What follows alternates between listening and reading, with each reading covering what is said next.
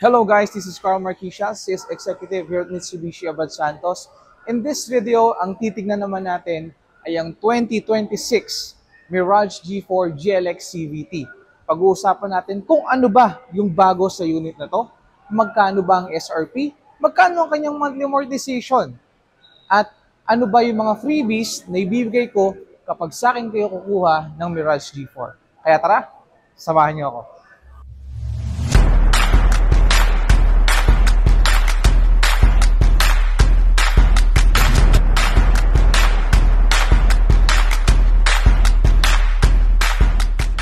So let's begin guys ng review sa 2026 Mirage G4. First, as always, naka-green laminated windshield tayo. Prevents noise. Papasok, papunta sa ating cabin. Para syempre, for more comfortable ride. Okay? Tapos dito naman sa ating headlamps, guys, ito yung bago sa Mirage G4. Lahat ng ilaw natin, lahat ng taillights natin or headlamps natin is naka-LED na. Okay? So dito LED, and ito rin isa pang bago is equipped na ang Mirage G4 natin ng DRL. So DRL, siguro alam niyo na yun, once na in-open yung engine, automatically mag-open yun for safety ng driver at syempre ng mga passenger. Okay? Itong GLX CVT is, ito yung walang fog lamps, pero meron na tayong naka-ready if ever na magpapa-install kayo ng fog lamps. Tapos syempre, equip pa rin tayo ng new dynamic shield design ni Mitsubishi. So dito sa front, yun yung mga bago ni 2026, okay? Pero siguro nakikita niyo na rin dyan sa video, sa angulo na yan, kung ano pa isang bago. Pero bago yon, tingnan naman natin kung ano ba yung engine ng Mirage G4. Ipap ko lang yung hood. So tingnan natin yung engine ng Mirage G4. May kita nyo dyan. Our engine is 1.2 liter. 3 inline DOHC. Okay, and equipped na rin tayo ng MIVEC technology. Sa mga hindi nakakaalam what MIVEC technology means, it means Mitsubishi Innovative Valve Electronic Control System. So for less emission and for fuel efficiency. So makikita nyo dyan, same lang naman dun sa ating old model, 1.2 liter pa rin siya. Matipid din talaga sa gas yung Mirage G4. So gas tayo guys, okay. So matipid siya sa gas, nasa 21 km per liter siya. Yun is for yung mga freeway driving. Pero pag city driving, nasa around 17 to 18 km per liter siya. Okay. Ngayon, pumunta naman tayo sa side ng Mirage G4. Doon, makikita nyo, meron pang bago eh. Alright guys, dito tayo sa may side ng Mirage G4. Diyan pa lang makikita nyo na kung ano ba yung bago sa 2026. First is yung kanyang wheels. Kahit na 15-inch pa rin siya, pero naka two-tone alloy wheels na tayo. Okay, mas maganda or mas sporty na tignan compared dun sa old model natin. Ako personally, mas gusto ko to kaysa dun sa dun sa old model. Kasi syempre tayo gusto natin yung mga sporty look, especially pagdating sa car. Ang kanyang brakes naman sa front is naka-ventilated disc tayo, while sa likod naman is naka-drum brake tayo. Ang kanyang suspension sa front is naka-MacPherson strut with coil spring and stabilizer bar, while sa likod naman is naka-torsion beam tayo. Equipped na rin to guys, equipped na rin to with ng EBD or electronic brake distribution. Okay? Meron tayong side dito, signal lights natin, okay? Actually, dito sa side view lang naman yung bago sa Mirage G4. Pero sa rear, meron pa. Kaya tara, puntahan naman natin yung rear.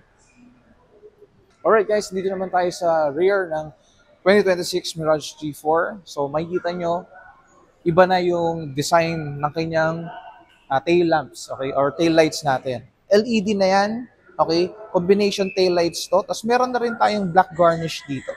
Kung i-compare nyo naman sa old model ng Mirage G4 natin, para sa akin, mas gusto ko talaga to kasi mas brusco siya ngayon tignan compare dun sa dati natin. Ang GLS CVT natin naman is equipped yun ng reverse camera. Itong GLX kasi hindi siya equipped. Okay? Meron din tayong mga reflectors dito at syempre meron tayong antenna naman dito for sa ating radio. May kasama na rin yung defogger and kanyang brake lights din dito. Tingnan naman natin yung trunk nito kung gaano ba kalaki. Okay.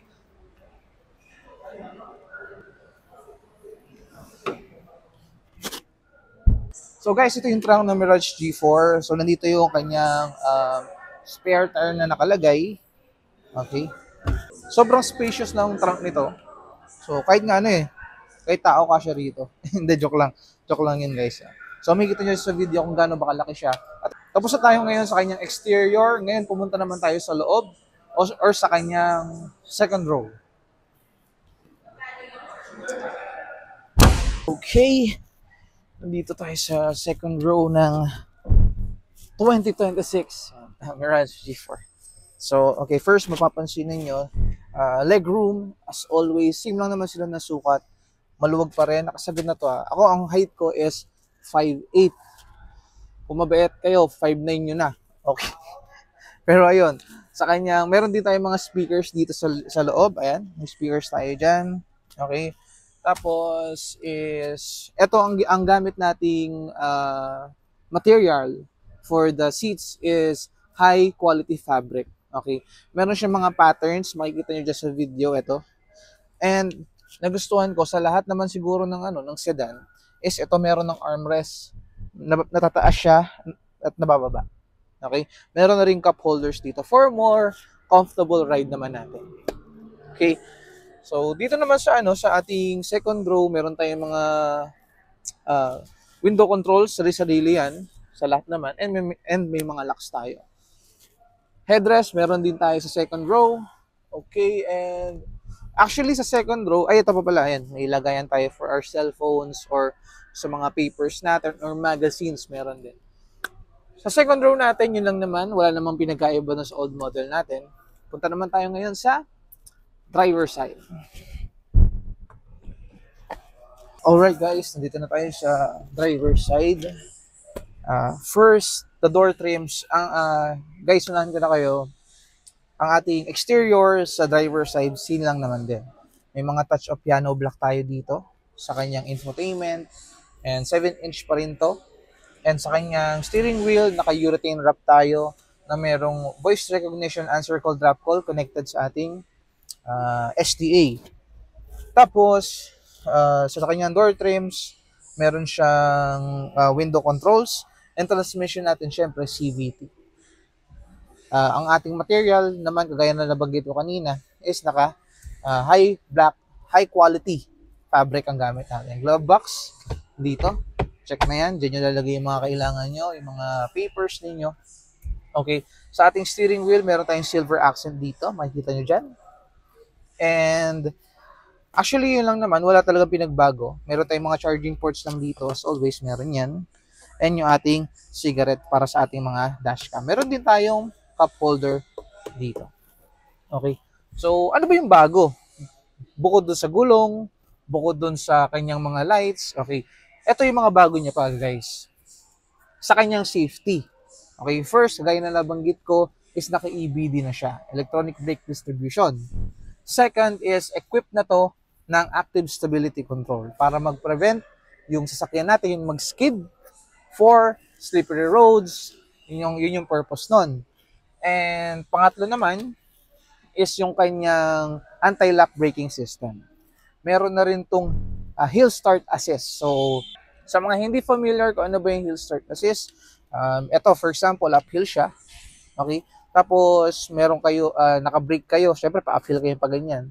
Pag tinanggal nyo yung brake nyo, hindi kayo aatras. Meron kayong 2 to 3 seconds para i-hit yung gas natin para dumiretso tayo.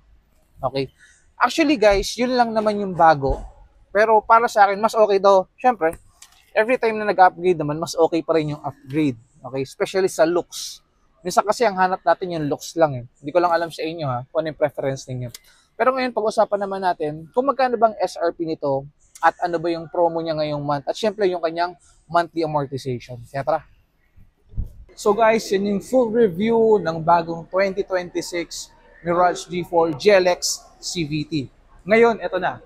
Pag-usapan natin kung magkano ba ito. Ano ba yung SRP niya? Ang kanyang SRP is sa 841,000. While ang kanyang monthly amortization naman is sa 17,410 tayo. yung promo. Okay, meron bang promo? Syempre, meron, hindi mawawala. Naka-zero down payment pa rin ang 2026 Mirage G4 GLX CVT natin. Syempre, on selected banks.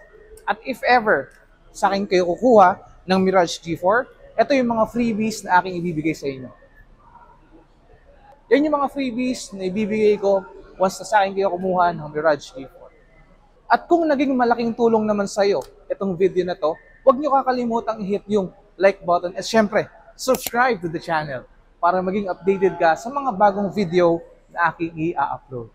If may mga questions kayo, pwede nyo i-comment dyan sa comment sections yung mga questions ninyo para masagot ko. O kaya naman, pwede nyo ako kontakin sa aking business card or sa aking mga social media pages. So guys, yun lang naman sa video na to. Always remember, don't drink and drive, just ride and drive. Peace.